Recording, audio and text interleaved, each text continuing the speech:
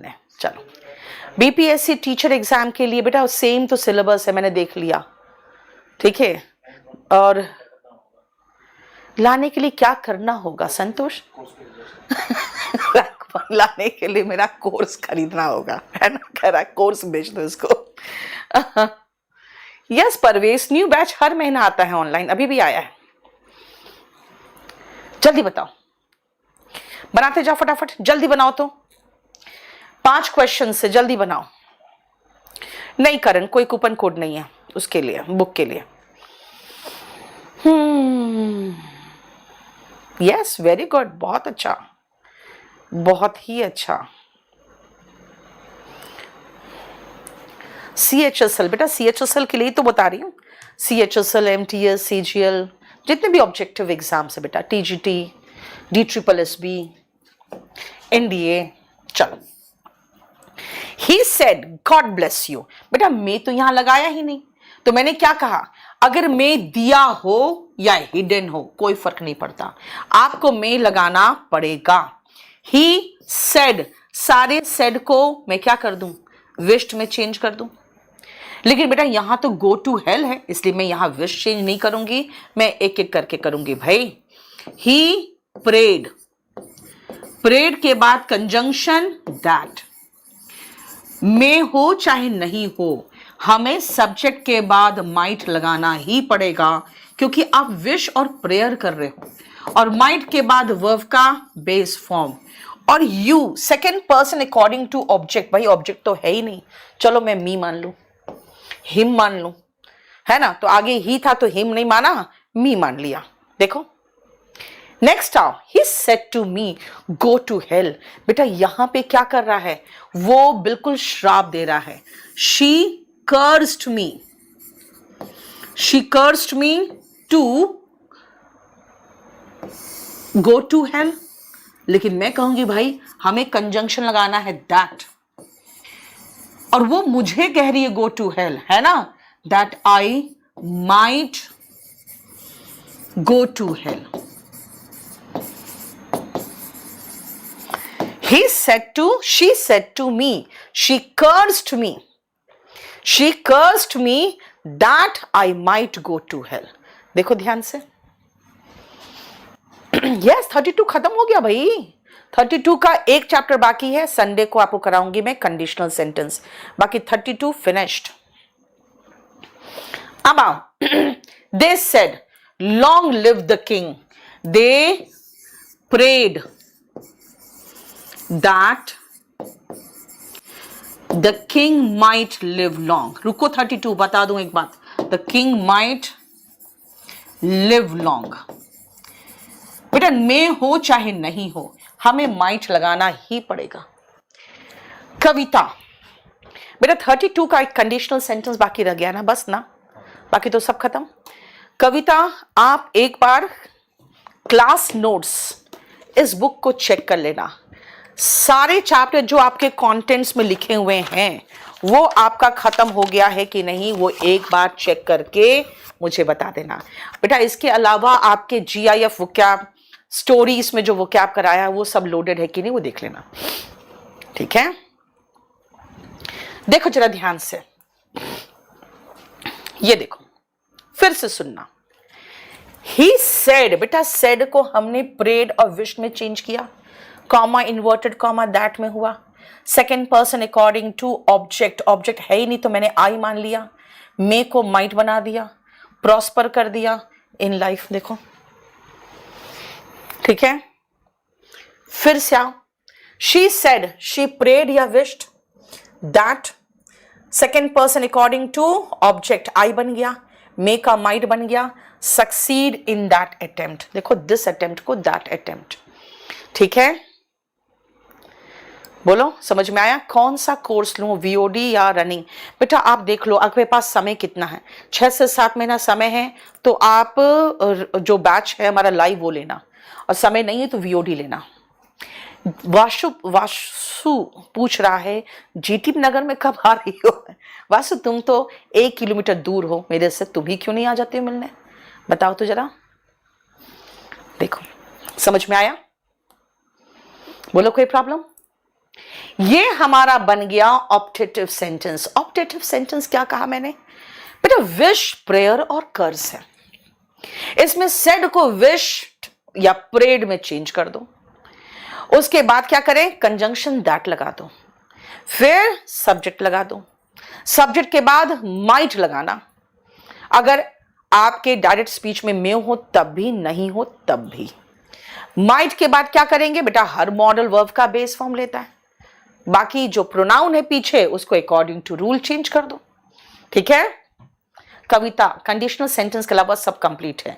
Recorded video ही रहती है ma'am conditional से। ना कविता, मैं संडे को आपका मैं शाम को 6 बजे संडे को कंडीशनल सेंटेंस खत्म करा दूंगी। ठीक है? 2.5 घंटे में लगभग में खत्म हो जाएगा बस। अब कविता आप बहुत सीरियसली पढ़े हो और पूरा सिंसियरली आपको मैंने हर बैच में लाइव देखा है। मैं चाहती हूं अगली मुलाकात आपसे जब मेरी हो तो लाइव हो। लाइव मतलब सामने, लाइव नहीं, ये लाइव नहीं है ना, जिंदा मुलाकात हो। कैसे? मिठाई का डब्बा लेके आना है ना, यानी कि सिलेक्शन लेने के बाद। चलो, बहुत अच्छा लगता है। कुछ बच्चे ना बहुत सिंसियरली एकदम रेगुलर बेसिस पे पढ़ते हैं।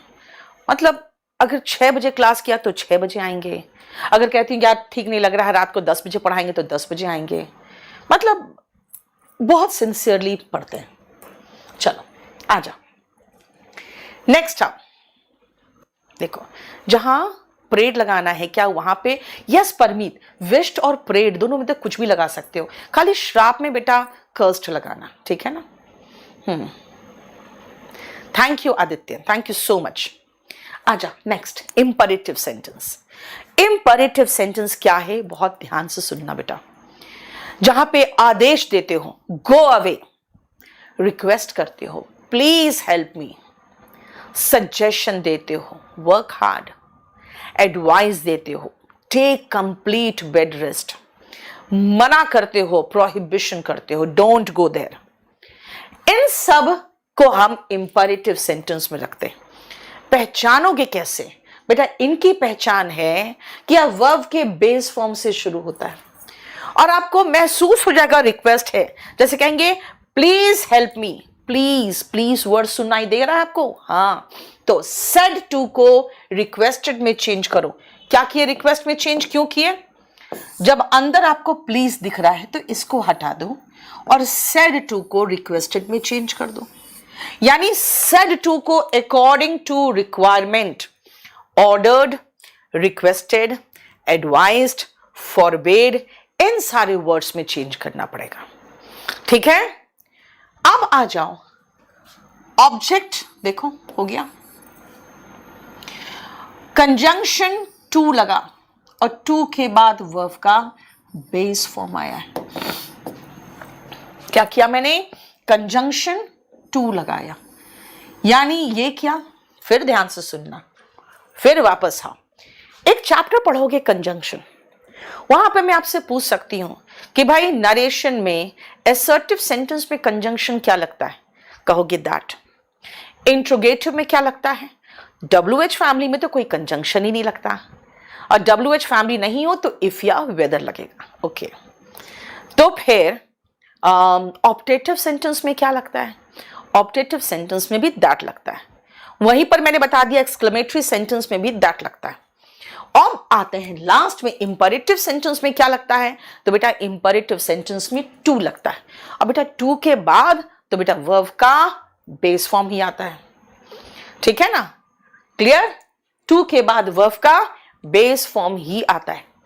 अब आप हिम, मी, बेटा first person according to subject, तो मी बन गया हिम। देखो, first person according to subject चला तो क्या बन गया? मी का हिम बन गया, क्योंकि ही लास्ट में आएगा तो हिम ही तो बनेगा। देखो जरा, कंजंक्शन टू, टू के बाद वर्ब का बेस फॉर्म और बाकी प्रोनाउन वगैरह जो है अकॉर्डिंग टू रूल्स। ठीक है? बोलो कोई प्रॉब्लम? आपके आशीर्वाद से जरूर कामयाब हो जाएंगे। यस, जरूर हो गया। और बताओ,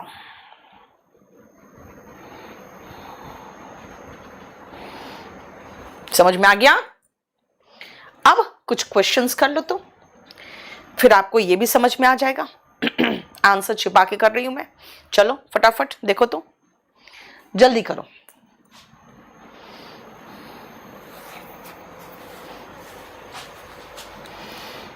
बताओ, फटाफट बताना।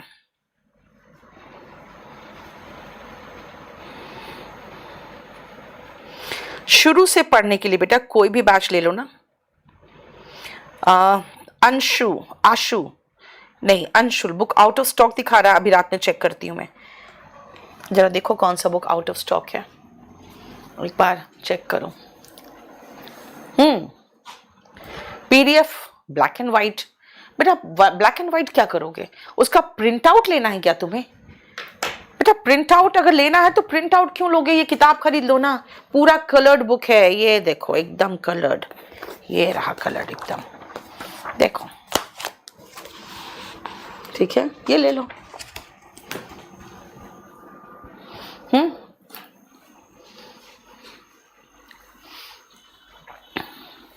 चलो हो गया। चेंज इनटू इनडायरेक्ट स्पीच, ये देखो। He said to me, please बेटा प्लीज हटा दो और सेड टू को बना दो रिक्वेस्टेड में।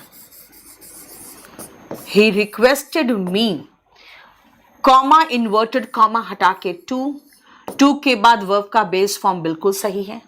First person according to subject, तो मी था बन गया हिम और टुडे का दैट डे।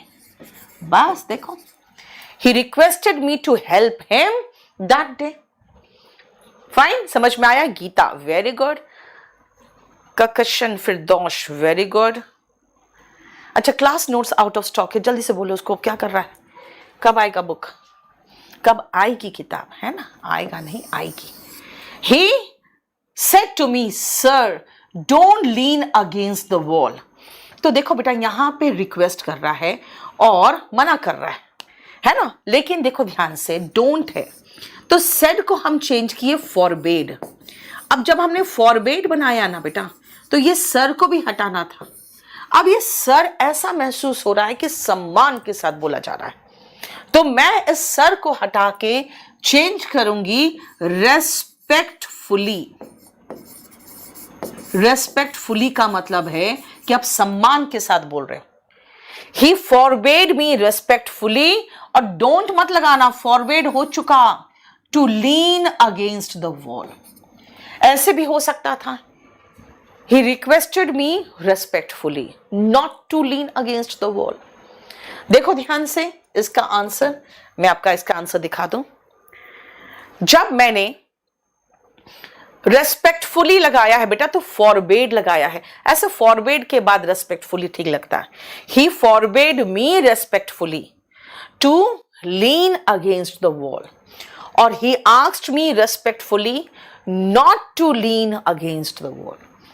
जब आप फॉरबेड लगा रहे हो ना, तब नॉट मत लगाना, क्योंकि फॉरबेड तो ऐसे ही हो गया मना करना, फिर नॉट क्यों लगाए।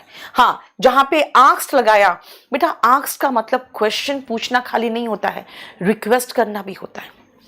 ही asked me respectfully not to lean against the wall. देखो, he requested, he said to the जज your honour please help me in getting justice. उसने कहा please help me in getting justice. देखो कितना आसान है। ही रिक्वेस्टेड द जज, क्यों रिक्वेस्टेड बेटा, प्लीज कहा है। रेस्पेक्टफुली क्यों कहा, क्योंकि योर ऑनर, सर, ये सब सम्मान के साथ कहते हैं। इन वर्ड्स को हटाना है तो रेस्पेक्टफुली लगाना पड़ेगा। तो डियर माई बिलव्ड, अगर ऐसे वर्ड हटाने हैं तो लविंगली लगाओगे, ठीक है? फॉरबेड और नॉट सुपरफ्लुअस हो जाएगा। वेरी गुड, समझ में आ रहा है आपको। रिक्वेस्टेड द जज रेस्पेक्टफुली, हेल्प मी तो to help him in getting justice, उसको वैसे ही उतार दिया। He said to the servant, get out of this room right now. He ordered the servant, एहसास करो, फील करो मूड उसका, get out of this room, इसका मतलब है he ordered the servant to get out of that room right then. 3 month से अगर BPSC का बेटा वीओडी बैच ले लो, बैच नंबर 32 अभी खत्म हो रहा है, मैं उसका भी वीओडी कल तक लॉन्च कर दूंगी, ठीक है, आप उसका ही ले लेना। चलो, और मैं ये भी चेक कर लूंगी कि अगर उसमें आपका सिलेबस में कुछ भी एक्स्ट्रा रहा तो वो भी मैं उसमें लोड कर दूंगी, ठीक है ना। स्टडी वर्ल्ड मैं कल उसको बनवाती हूं। देखो हो गया, बोलो कोई प्रॉब्लम?